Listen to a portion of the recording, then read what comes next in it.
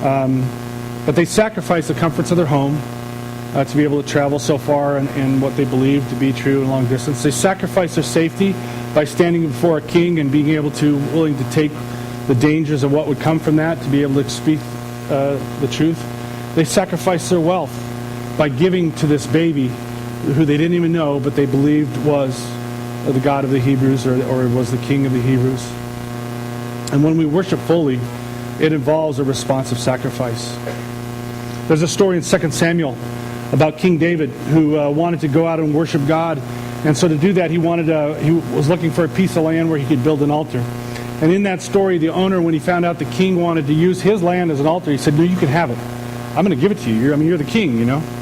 But in 2 Samuel 24, David says this, "No, I insist on paying you for it. I will not sacrifice to the Lord my God burnt offerings that cost me nothing." And so the question for us all as we're worshiping fully is, what is it we are sacrificing to come before God and worship? Your time, your talents, your resources, your reputation. How far are you willing to go to kneel before Jesus and worship Him?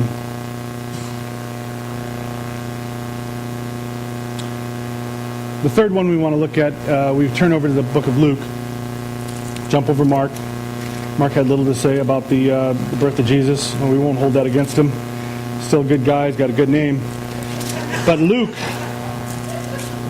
is the one we often hear about. Luke is the one that we hear a lot going on there in Luke. And so in Luke, we jump to the story of Mary. She's kind of the main event, if you will, when we think about Mary and the story that happens with her. And Luke is the one where, if you look at it a little before, where it talks about the baby jumping, and she's been approached by an angel and says, "Hey, you're pregnant. Don't worry about it. God did it, and you're carrying the Savior." And so Mary is, what's maybe unique about Mary is Mary's a teenage girl, and she's engaged to a poor carpenter. Carpenter was not a profession that was considered to be that great or anything like that. So you assume that Joseph wasn't he had very little wealth. But she was also living on the fringe of the Roman Empire and just another powerless peasant. That's what she was. There was no influence in her family. There was nothing that would make you think that she would be a likely candidate for something like this.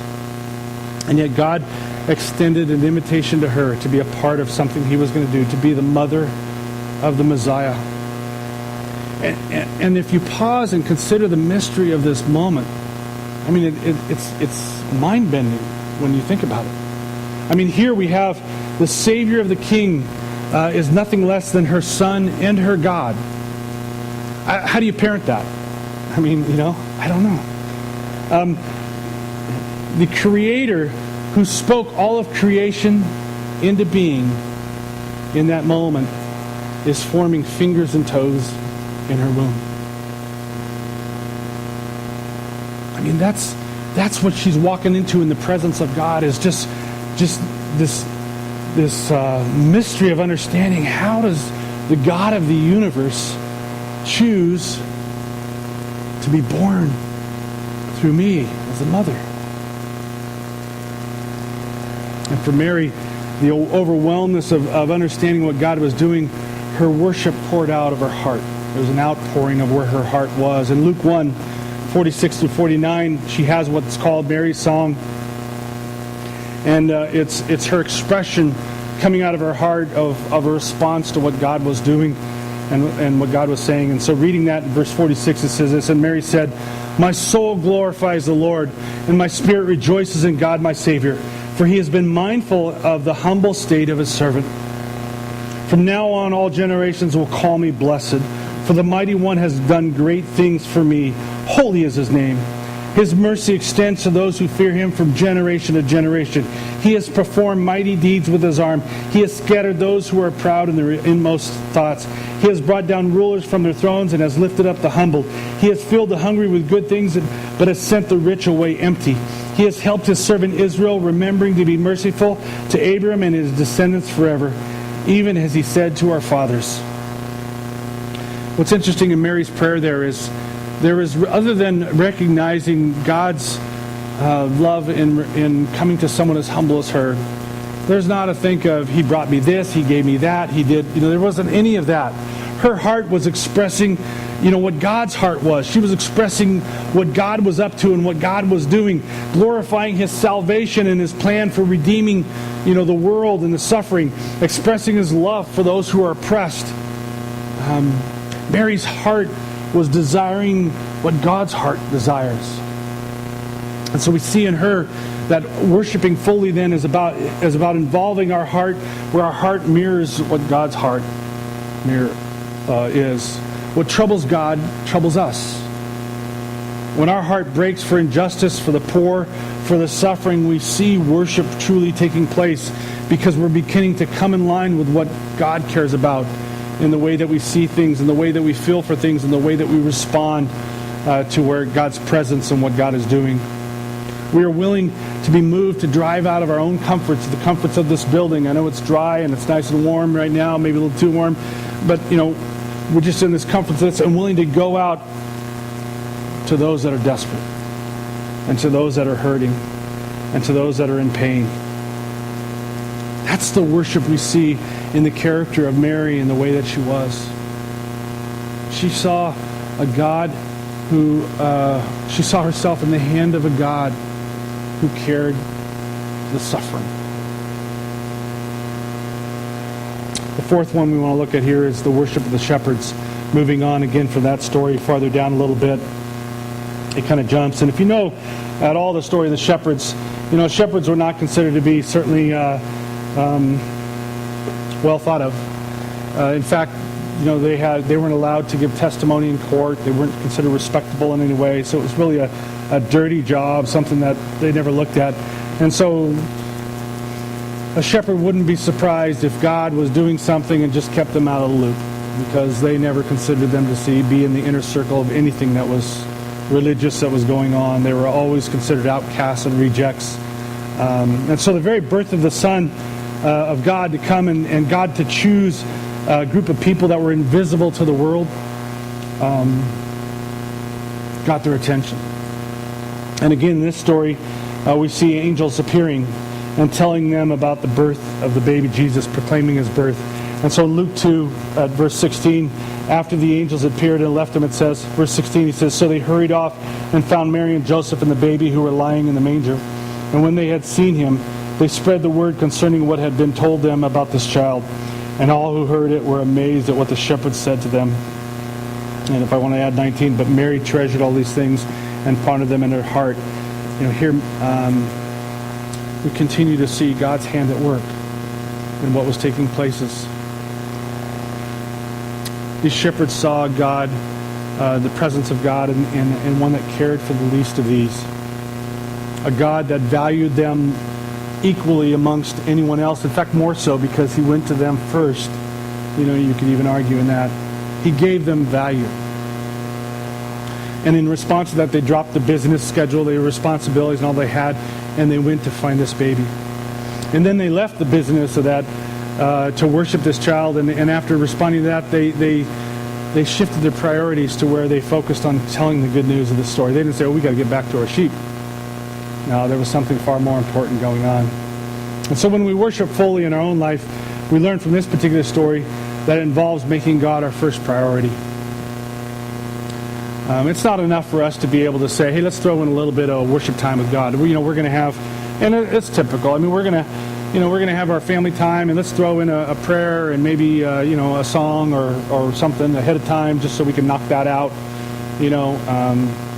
We're talking about Christmas Eve service, and we're going from 5 to 6. Is there any way we can do 4:30 so we can make dinner? It's easy to get caught up in where you just want to make that just a piece of your overall plan, your overall day. And if I can knock that out, I feel better myself, and then I can enjoy, the Christmas season and the presents and all that stuff. But when we do it that way, we've allowed the busyness to be more important than what is important in this story. We have to set that busyness aside sometimes so that we can focus on what really matters. And when we want to worship fully, we have to put our full attention, it has to be centered on Jesus.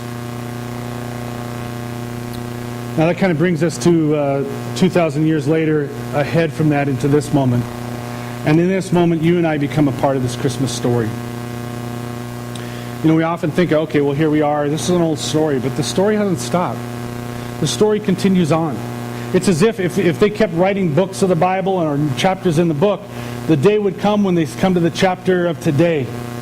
It's raining outside. You know, and once again, you know, the people sit in the room and we hear the story of the baby Jesus being born. You know, we're told the good news of this birth, and we're invited to worship. As followers, our options are clear. We can inhabit the story of the corrupt world, or we can enter the story of God through Christ. If we choose the former, you know, we don't have to change a thing. Christmas and the rest of our lives will look much the same right now. I mean, we'll get into shopping and spending and get Christmas lists and try to get most of them and replace things that are broken. But if we choose to enter God's story, we choose to enter the greatest story ever told, the story that changes everything. And we enter it, and when we enter into this Advent story, our story becomes a part of it. Like the shepherds, we can't remain silent. So how might you or I worship God fully today in this story? Where do we see God's presence at work, calling us to join Him? Are we like Mary? Maybe we're in a situation where we recognize God is going to use me and going to use us. It could be a coworker that you know that God has said, no, you're the one I'm going to have go through. It could be a student at school, a classmate who's suffering and, you know, and hurting, because if you're thinking of it in the terms of Mary was caught up in a heart that mirrored God's heart, and therefore she was seeing those moments of brokenness in the world and realizing God would never settle for this. God would never let this be, because God would want to restore and reconcile, and therefore God is choosing me to be the one to enter into this story in this moment and help this person and bring them out. And maybe we see God's presence in that moment and God using us. Maybe we're like the Magi, where we realize we've been in a distant, dark place, and here God reached His love all the way to the depths of where we were to say He cares for us. We stepped out in faith, uncertain whether what we thought would be true was really there, and there God was. He revealed Himself, and we saw Him from a distance. Maybe we're like Joseph, where we just recognize that God is with us, and there are times we're just called to obedience. And we know there are moments where people aren't going to get it. People aren't going to understand. People might react. I'm not going to look good with the people around me. But I see God's presence in this, and I know what He wants, and therefore I'm called to obey. Or maybe we're like the shepherds, where we are in the responsibilities and the busyness of our life, and God's inviting to include us in what He's doing.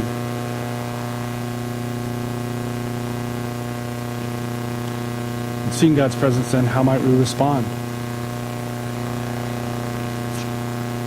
How do we see in recognizing God's presence today, how would we respond in a way of full worship to Him? What would be unique in our story? Which might be any one of the responses we've seen here, and maybe even something else that's going on. Are we willing to give God our all, to surrender ourselves to Him, to be a part of what God is doing? Every day God invites us to be a part of the experiences of what He's doing and to experience Him more and more each day. Every day we get up, God is with us and being able to draw us into what He's up to in His plan, if only we are willing to respond and see Him along the way and shift our focus from the busyness of our life and the things that the culture draws us to and move it into what God is up to.